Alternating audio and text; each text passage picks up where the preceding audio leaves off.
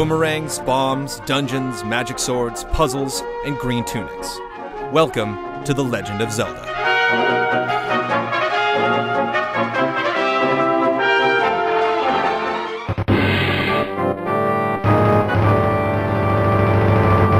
After Nintendo had players around the world placing the Japanese 8-bit home entertainment system next to their VHS and cassette players in the mid to late 1980s, a new decade began, and with it, a new era in video games. Nintendo's next-gen contribution to the American market was the Super Nintendo in 1991. The system launched Nintendo's legacy of reinventing their franchises for a new generation, a technological leap that still captivates our imaginations today. The advanced system meant a new free-roaming kingdom of possibilities, and an updated continuation of Link's adventure was at the forefront of every Nintendo fan's mind. 1 year later, in 1992, the gallant sprite set out to destroy all 16 bits of evil in The Legend of Zelda: A Link to the Past.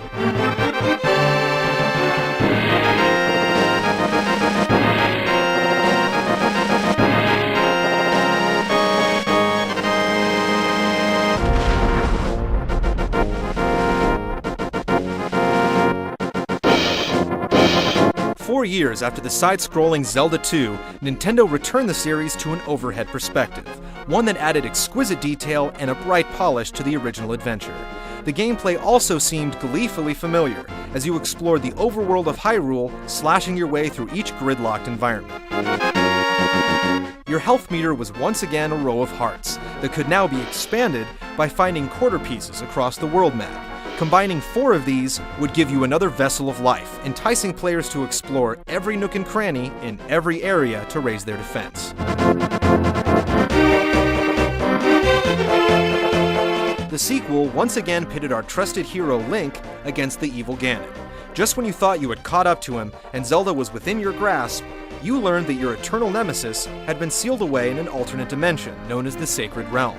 This parallel universe mirrored Hyrule, but Ganon's evil powers had turned it into a horrible place. Link had to travel back and forth between these two worlds, making the game twice as big as expected, and introducing numerous realm-crossing brain teasers. This mission structure was so successful, it became a major part in several Zelda sequels and other Nintendo franchise releases to follow. Link apparently used his time away from consoles to work out a little bit, because he was much more flexible in the third installment. He could move diagonally, which doubled the directional possibilities, and he could pick up items for moving and throwing. When he was on his guard, he now had the "how did I ever survive without that" ability to attack sideways. Instead of only thrusting his sword forward, Link could stand up against multiple enemies with a move that evolved into a mainstay for future games.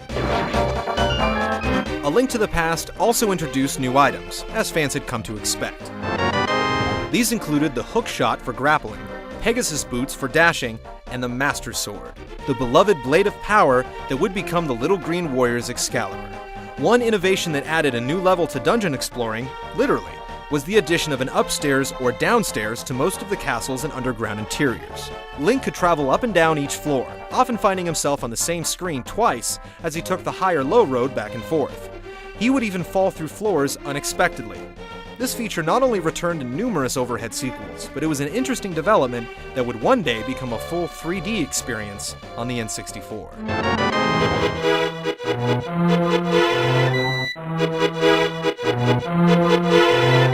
After scaring a few loyal followers with Zelda 2, A Link to the Past was everything they dreamed a true Zelda sequel could be, and more.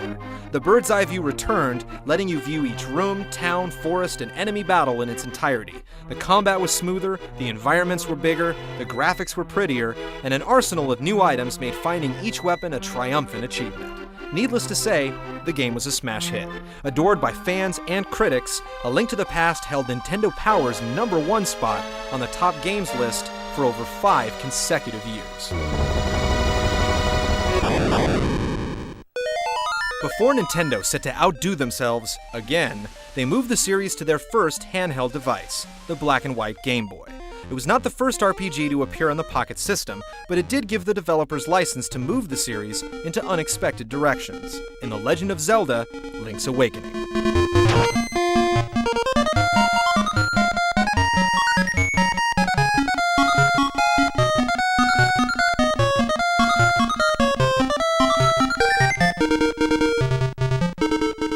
While sailing back to Hyrule after training abroad, Link was caught in a storm and shipwrecked on Koholint Island.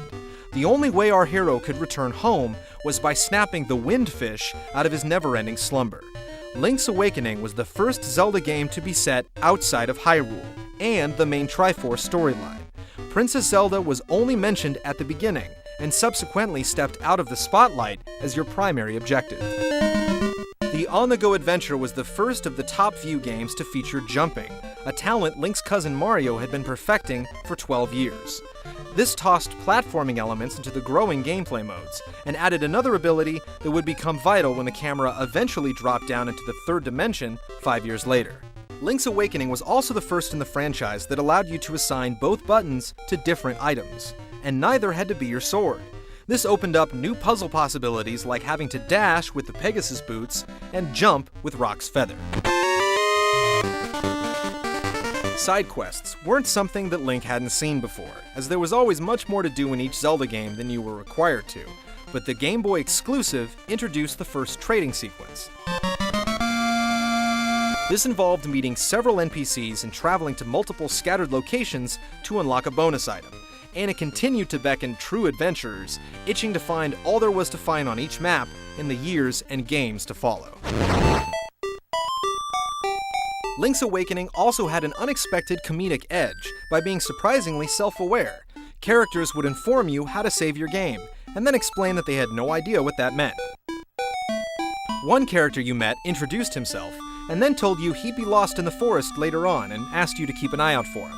To go along with its goofball humor, the Game Boy release featured an uncanny amount of Mario character cameos.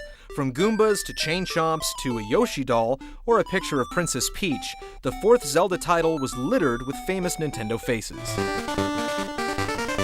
And while some fans were shaken by the absence of color in the Zelda universe, the monochrome original returned in a DX version for the Game Boy Color in 1998. Like the console quest before it, Link's Awakening not only introduced new traveling tools that would become indispensable, it inspired future handheld ventures, like the dual cartridge Oracle of Seasons and Ages and the Minish Cap for the Game Boy Advance. It was also the first time Nintendo goers could take Link on the road thanks to the Game Boy's remarkable battery life. Considering how much there was to collect and conquer in each Zelda title, it made it that much more tempting to play when the device was tucked away in your backpack, front pocket, or custom carrying case.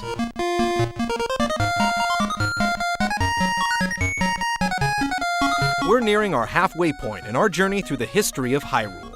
Keep your battle camera locked onto Part 3 of our Legend of Zelda retrospective, as we explore Link's trek into the third dimension on the Nintendo 64.